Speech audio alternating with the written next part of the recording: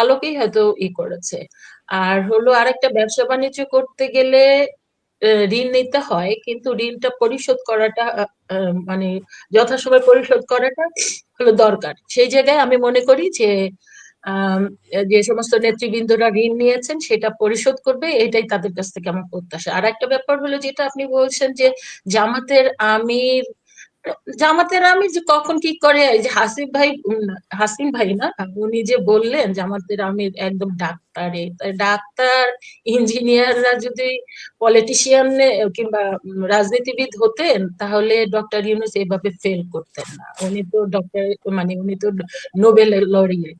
তারপর ওনার ক্যাবিনেটে যারা আছে প্রত্যেকেই মানে বিশ্বের সেরা সেরা ইউনিভার্সিটিতে ডক্টরেট ডিগ্রি নিয়ে এসছেন, কিংবা মেধা তালিকায় অনেকে সবার উপরে ছিলেন। অথবা আমরা এখানে এক্সাম্পল হিসেবে নিয়ে আসতে পারি ডাক্তার কামাল, অনেকবার নির্বাচন করেছেন, তো এত মেধাবী লোক সে কিন্তু জয়লাভ করতে পারেনি। কাজেই মানে ডাক্তার হলে, ইঞ্জিনিয়ার হলে, কিংবা একজন সবচেয়ে মেধাবী স্টুডেন্ট হলেই সে যে একজন ভালো রাজনীতিবিদ হবে, এটা কিন্তু অনেক ক্ষেত্রেই হয় না। আর আমরা যেটা দেখি ওনার যে জামাতের আমির যে সমস্ত কর্মকাণ্ড করছে, এটা নিয়ে প্রশংসা করা কিংবা এটা নিয়ে গর্ব করার কিচ্ছু নাই। লাস্ট যেটা উনি করলেন, এটা কোনো একটা সাধারণ সেন্সের লোক করবে? একটা পার্টি ওনাকে গিফট দিয়েছে, উনি ওই পার্টির মধ্যে শুয়ে পড়লেন। এটা কি, কোন ধরনের নেতা উনি?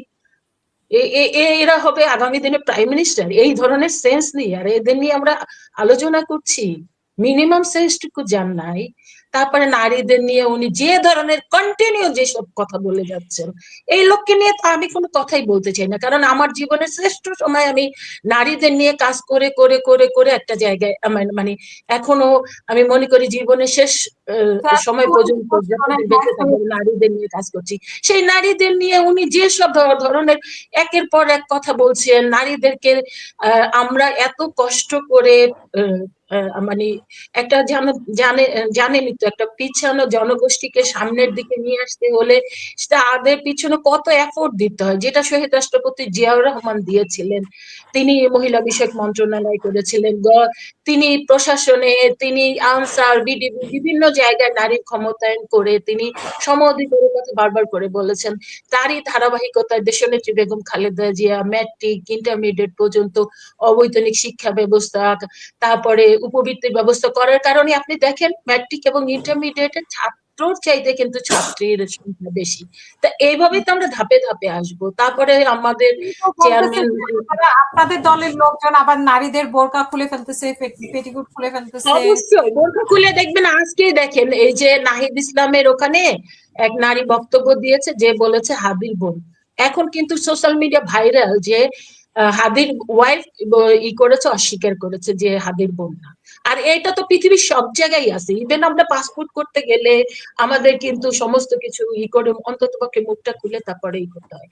তো আপনি এই মুখের মধ্যে এখন তো শোনা যায় যে অনেক পুরুষেরা বোরকা পরে তারপরে ভোট দিতে যাবে, এবং আমরা যে বিভিন্ন জায়গায় আমরা শুনেছি যে কার্ড বিতরণ করতে গিয়েছে, এনআইডি কার্ড চেয়েছে, কিংবা তালিম করার কথা বলে মানুষকে যে নারীদেরকে যে কনভিন্স করতে চাচ্ছে বেহেশতের টিকিট পাওয়ার। তো এইসব জায়গায় কিন্তু এই বোরখা পরে পরে যে পুরুষরা যাচ্ছে, তাই সেখানে কি দরকার না? এটা এই সেটা কি ছাত্র অস্পষ্টতা দল কেন বা থাকবে? যুব দলের দায়িত্ব যে তার মহিলাদের বোরকা খুলে দেখবে? যে কে এটা ছাত্র দলের, শুনেন, ছাত্র দলের কারো দায়িত্ব না, তবে এইটুক দায়িত্ব যে কেউ যদি মিথ্যা বলে মানে বেহেশতের টিকিট, জামাতে ভোট দিলে বেহেশতে চলে যেতে পারবেন, আবার এনআইডি কার্ড চাইবে, এইটা বলে যদি কেউ প্রচারণা করতে চায়, এখন তো মানুষ অনেক সচেতন, সাধারণ মানুষ যদি সেই সমস্ত নারীদের ধরে আটকিয়ে কিছু করে, সেখানে ছাত্র দলের কিংবা বিএনপির কি কোনো অন্যায় আছে? এখানে বিএনপি কে ব্লেম দিলে তো হবে না, কারণ এই কাজগুলো আমিও সোশ্যাল মিডিয়া টুকটাক দেখছি, তো যেখানেই যাচ্ছে সেখানেই কিন্তু সবাই প্রশ্ন করছে, যখনই এনআইডি কার্ড যাচ্ছে, যখনই এই ধরনের বক্তব্য দিচ্ছে। আর এইটা উদরপিণ্ডি বুধর ঘরে ছাত্র দলের উপরে দিলে তো হবে না।